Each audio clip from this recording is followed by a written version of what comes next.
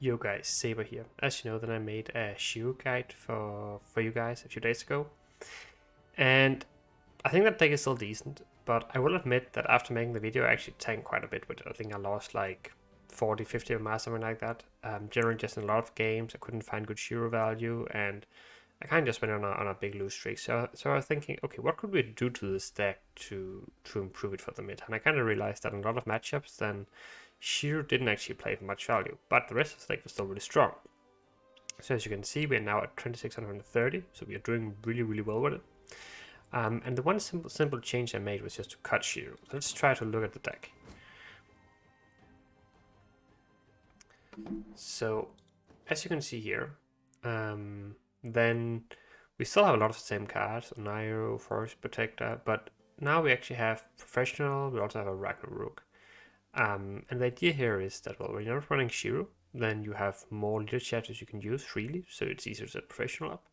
Ragnarok is like the true MVP of this deck. It's playing for 12 points of removal, and you're playing a deck that just wants to remove everything from the opponent's side of the board. So having this card is just really good. And you can say, okay, don't do this, play around it, play in different rows. It's not that easy because you also have a Madak jumping into rows, and usually the opponent wants to row stack to prevent Madak value. And if you have Sabertooth on the board, then they also want to row stack one row not to give this card value. So a lot of the time the opponent has to row stack for this card, and then this is just 12 damage, which is really strong. So generally with this deck, kind of similar to the old one, you kind of just want to play a few units round one, especially if you're on blue coin. Play a few pyros, maybe you can play like a Dragoon to set up the Ragnarok or get Madak value. And then after that, you go into round 3 and you kind of really only want to play like 1 or 2 units. Like maybe you play like a Professional, in which case the body might not matter that much because it will usually get die if you have last say against a lot of decks, but you still get some removal value. And then obviously you have your big Gord finisher. So like ideal round 3, second say, Dragon, Saber, and Gord, right? So that gives you 15 points plus Gord, which is around 30 points in total. So if the opponent cannot make more than 30 points, then they lose. And well, you still have your leader, right? So if you go leader last say as well, then an additional 6 points plus a removal, so 36 points generally. And usually you can just remove so many points from the opponent's side of the board that they don't have the points in the end. Sometimes it's probably even fine to go for Saber round 1 just to secure the round, because it depends a bit on the matchup. I think against Skellig, just play Saber round 1, it's fine. Like you don't need it to win round 3. But there are other matchups where I kind of need a bit more, like for instance again in our Witchers you might want this card for round 3. So you kind of just have to learn the matchups. But let's jump into a few games and see if we can climb even higher. So we go against Skellig. I think this is actually a pretty good matchup. He has a leader ability that won't do anything if we manage to get last say against him. I guess it will deal with our dragons. We need to be a little bit careful with that. But other than that, it's actually not doing all that much.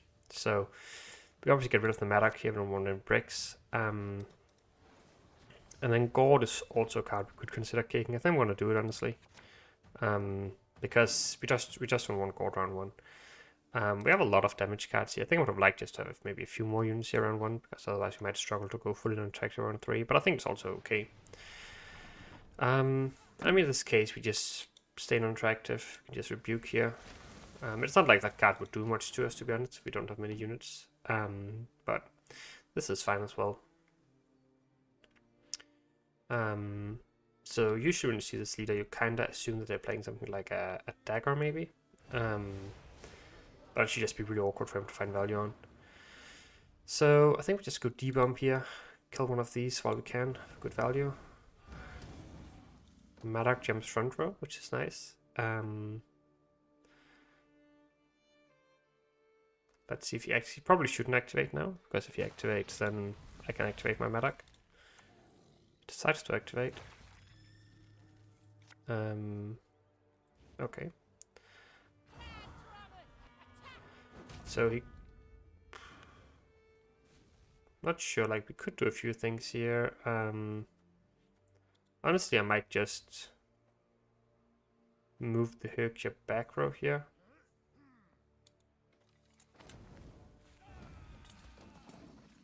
Like this. So the only issue with this hand is that we actually only have 1 bomb left after this round. We are running like a fair amount of bombs, but sometimes you run low, right? So we won't be able to play Madak that many times after this round, but honestly, that's not a big deal. Like, Madak is not really a part of the win condition, it's more just a solid play a lot of the time. Okay.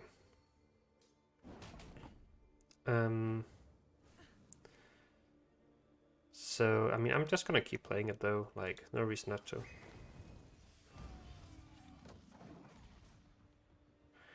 And with this deck, like, sometimes it's even fine just to go full on leader to take the round if you need to. That's honestly not an issue.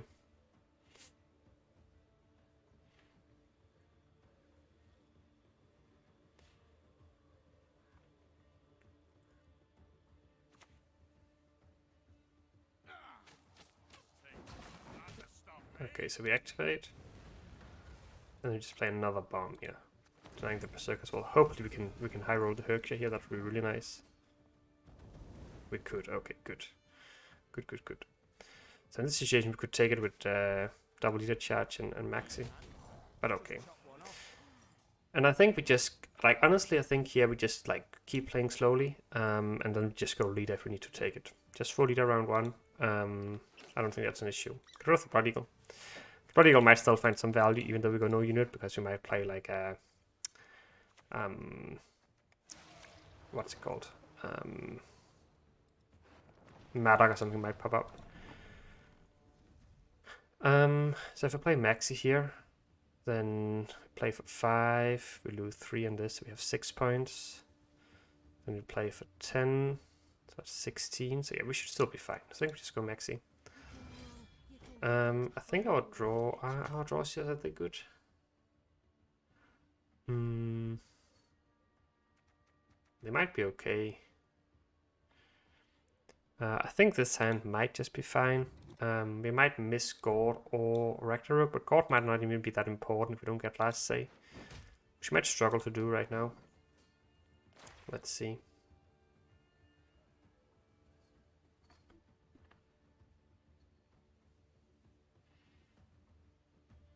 So this is where you would love to have a card like Forest Protector for reach. Okay, we don't. So if we'd had Forest Protector, we could do this a bit easier. I think now we just have to go full on leader.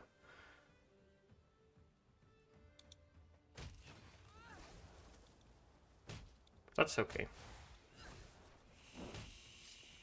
Do this, and then we just drop the tempering here.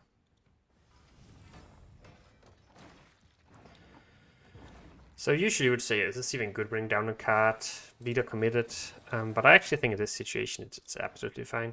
The only sad thing about this situation is that you're going to miss out on either Ragnarok or Gord, and both of them are really powerful, of course. But I think the hand should be strong enough. We could use yeah,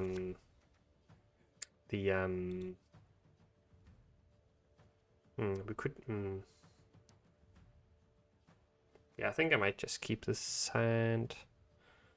Do we? I think this hand is fine, yeah.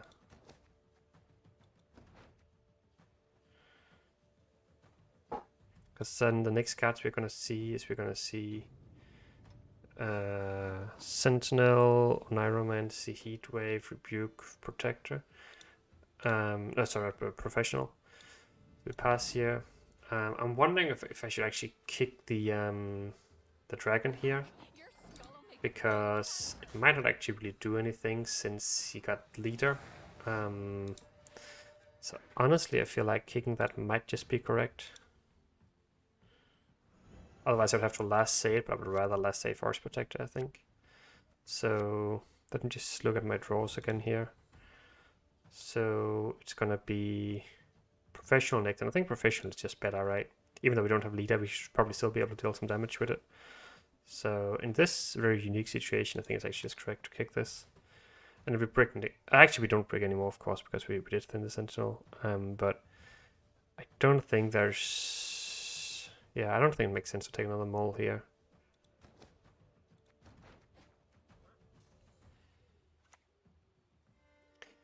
So we just start with Saber here, of course.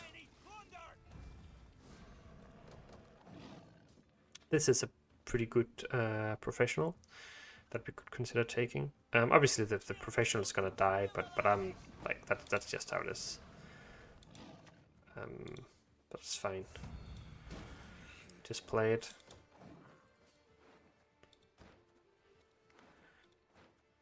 Because I think that's the best value we're gonna get, a 6. So before we start damaging stuff and might lose value on it.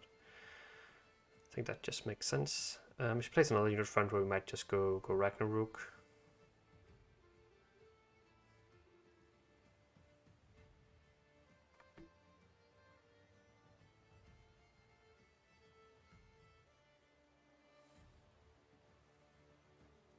Let's see what he opts to go for here.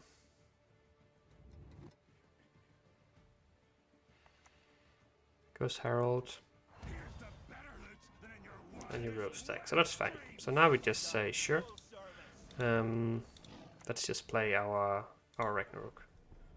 This is of course instead of the Gord, but again we just go Force Protector with Rebuke last day, and that's also pretty powerful. This is just a 12-point play, and he will just struggle to do points after this, I think. Skellig usually have a lot of damage cards, and none of them will really find much value here. Goes for War of Clans, which is pretty decent for him, getting this value. So I think we just go Curse on that, 7-point value on that seems pretty decent. Yeah, that seems okay.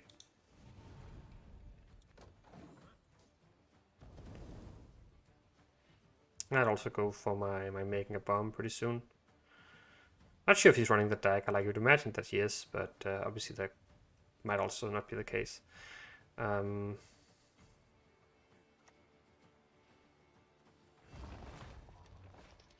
That's something that I want to kill.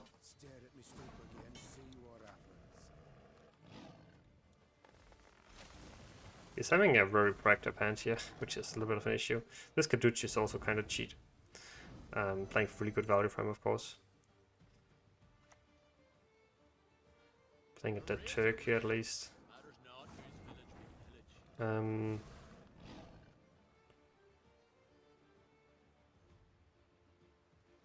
We could Heatwave the Turk.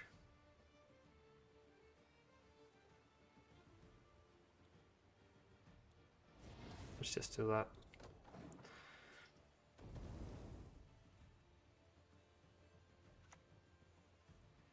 That's a Skellig. So I'll flip here and I'm gonna play the making a bomb.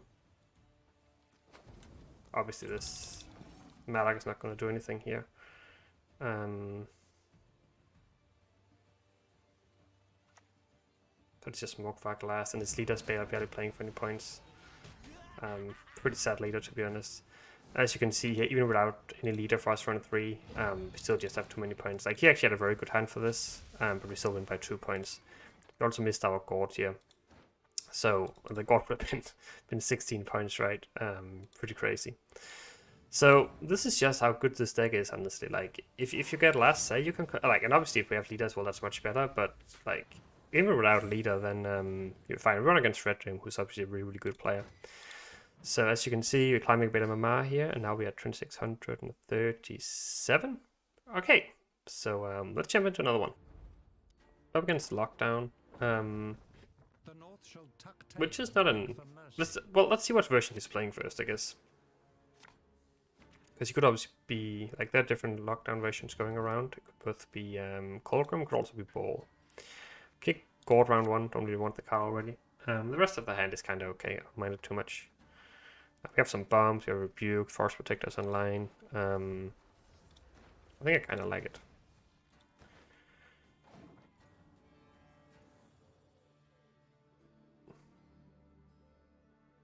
Also be double Maddock. Double Maddock would maybe be a little bit more annoying, so I have to go on Iron into the Heat Wave, but probably be okay. Still, no Squirrel though, but.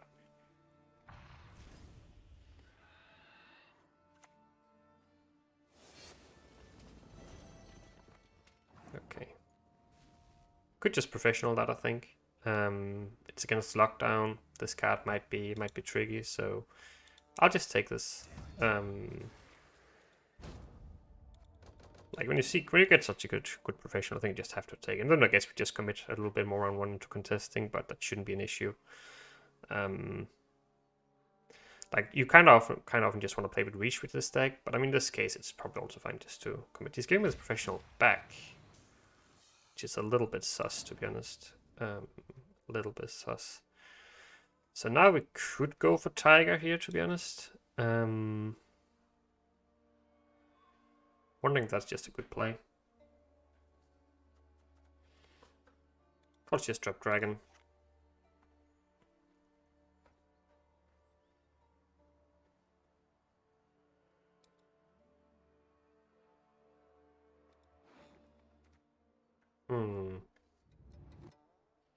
Both plays should be pretty annoying for him, I think. Maybe just go Dragon. I'm not super happy about committing the Nairo just yet. Like, also having a card like Max and stuff, we'd probably like to play. We do have decent thinning. I guess it's actually only really the Madoc, right? And the Nairo. Alright, so that's the reason why he did it. That makes sense. Sure. So I think we just go for Madoc here. So yeah, go for this and thin Madoc. Jumped into the wrong row, unfortunately.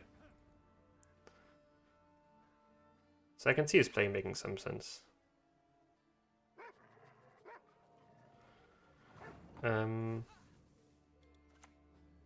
Just drop a Rebuke here, I think. I could consider using the Dragoon to move something back row, but it does give me a pretty good clock target, which I would rather not give him.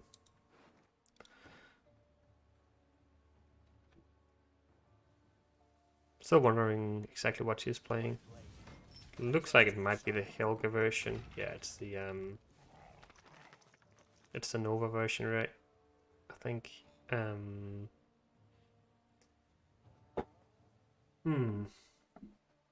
So I usually don't have any. So maybe I just it breaks my curse if I do this, but is that a big deal?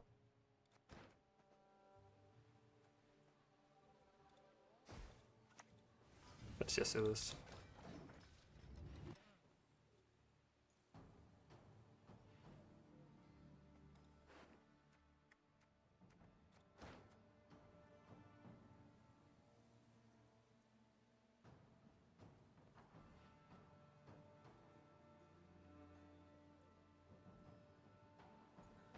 Could use an Iron Man into thinning the Sentinels as well. We need to keep this bomb for the Helga. That's very important. Actually, committing one of them was probably bad because he's running both Helga and Nova, right? So I guess this also means we could just ignore it.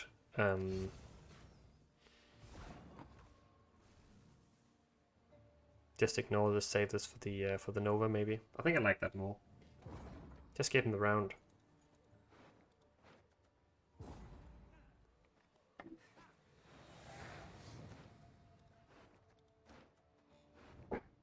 We don't want to try to thin here because he probably got some Viper Witches as coded weapons in hand, so thinning wouldn't actually be worth much. This is probably better than Dragoons. I'm just going to kick that. Bombs are not bad, but there's still a lot of good cards I'm missing. I think I'm going to take another Maul here. Finding the Gord, yeah, that's not too bad. But obviously, well, Heatwave, Ragnarok, and Saber are like the prime cards, I think, at this point. We have to play on Iron Man to this round, because otherwise you'll be able to shuffle it back next round, which would be pretty bad.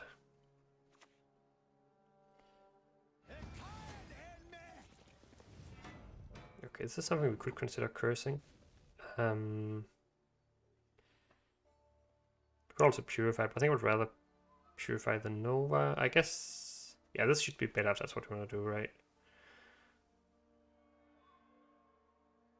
I think this is okay. Obviously, we don't have that many answers left. The stuff we might play. Okay, he just goes for this. So I guess this could be my pro again here, honestly. Like, pro can of course be better as well, but we just don't know what sort of value we're going to find from it. So I'll just take it here.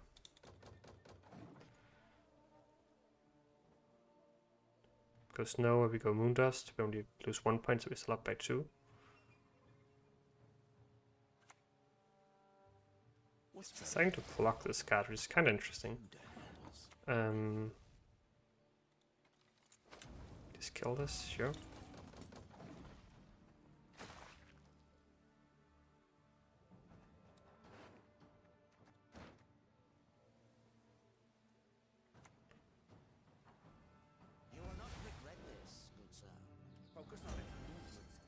Okay. This is obviously going to be a lot of points.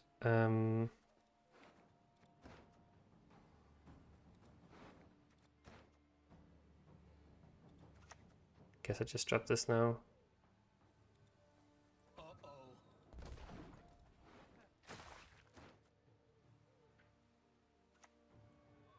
Goes for Fulcrum as well, wow.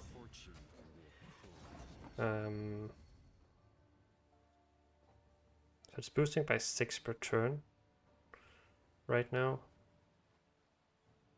This could get a little bit awkward, not gonna lie.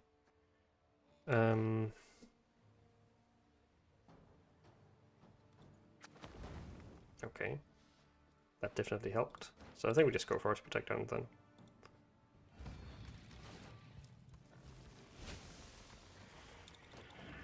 Sure.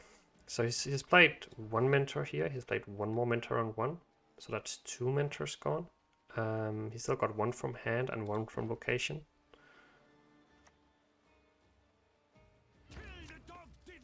That's the Nova. Which we obviously purify here.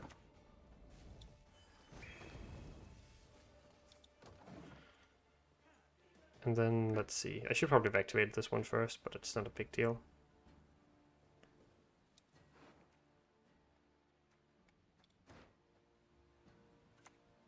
Goes for another mentor here. So it unfortunately means we... So God is going to play for 10 here. We can go 11 if we go this first. So I think we can basically just take whatever from this. From the Nairo. So if we take Golem, that's a 3-point play. And this is an 11. So that's 14, so that's not enough, right? So we have to take something else. So anything but this, basically. I could go Maxi. I think I could just go Maxi, actually.